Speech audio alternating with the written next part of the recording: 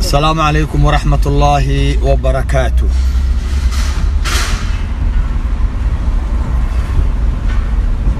walaalayaal runtii maanta waa maalin murugo badan weeyaan. waa maalin murugo badan. waa maalin runtii samaawaadka iyo dhulalka ay ooyayaan weeyaan. maalin aad iyo aad u culus weeyaan maanta. maanta waxaa inoo taalla waa tacsi weeyaan. walaalo ayaa la laayay. waxaa laayay walaalahood kale ayaa laayay. hadalka aad u fiirsada. waxa la laayay waa walaalo aan dembi gelin. waxa laayay waa walaalahood kale oo dembiilayaal ah. walaalihii ayaa walaalahood laynaya.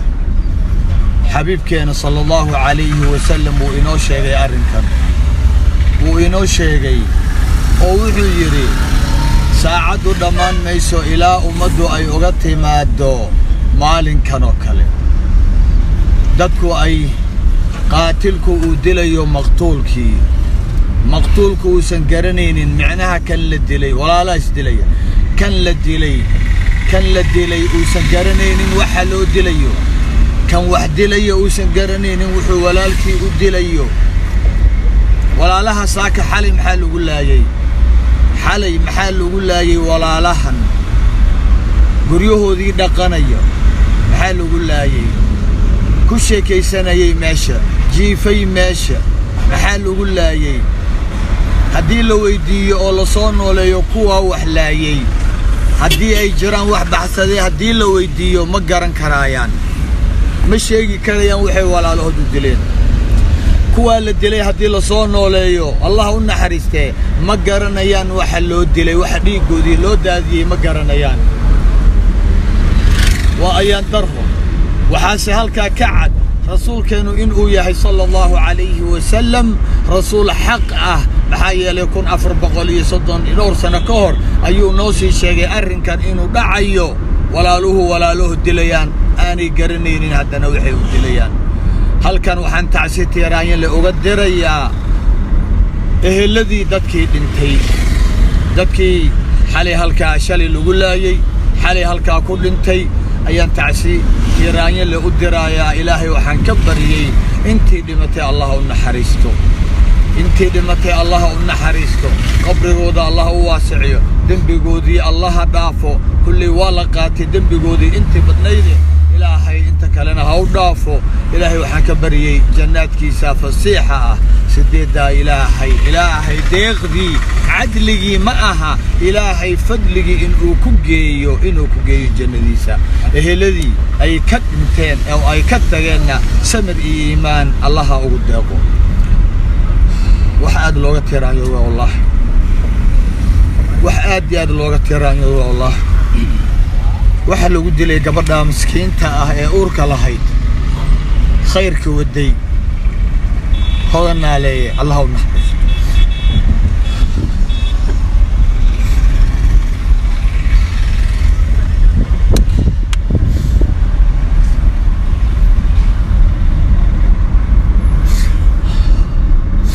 Allah u naxariisto.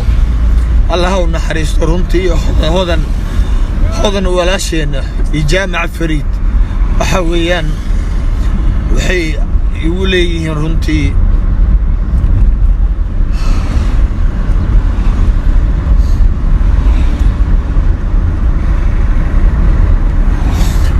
culays gooniya ayay ugu leeyihiin labadaa isqaba jaamac fariid wasiirkii hore walaasheena hodanaa leeyahay. Allah u naxariisto. Nairobi annagoo joogna anaa isku meheriyay labadooda. arooskoodii markii uu dhacayay anaa isu xalaaleeyay. Nairobi ayaa runtii gaari la ii soo diray. waa israacnay gurigii cusbaa falaatyaalka ku yaalla ayaanu tagnay. anaa isku meheriyay. anaa isu xalaaleeyay runtii. anuu haddana xamar jooga ayaa ay ila soo hadleen oo ay yaraaheen Kismaayo ayaanu nimid. hoteelka jaamaca xeebta ku yaala habeenan ka casheeyay waxay yiraaheen haddana waa مركلا نكسو عزومينا مركا تمادد تسمعيو عفي والالكا او تمادد ملك لدقي ميسد annagaadna la degaysaa annagaad naga mid tahay gabadha runtii waxaan u tacsiyeynayaa oo aan ilaahay uga baryaa inuu sabir ku irsaaqo aabaheed aniga la hadlay aabaheed oo jooga inay laascaanood ahayd iyo inay tuulo u dhow ahayd ma aqaan ayaa la igala hadalsiiyey anuu igu soo wareejiyey runtii walaayadii anaana sidaa ugu meheriyey ilaahay waxaan uga baryayaa gabadha iyo saygeeda dembigooda inuu dhaafo xaq darra lagu dilay gacan runtii ka gardaran ayaa dishay ilaahay waxaan ka baryayaa inuu jannadii ka waraabiyo dembigoodiina inuu dhaafo inuu intii ay ka tageen samariima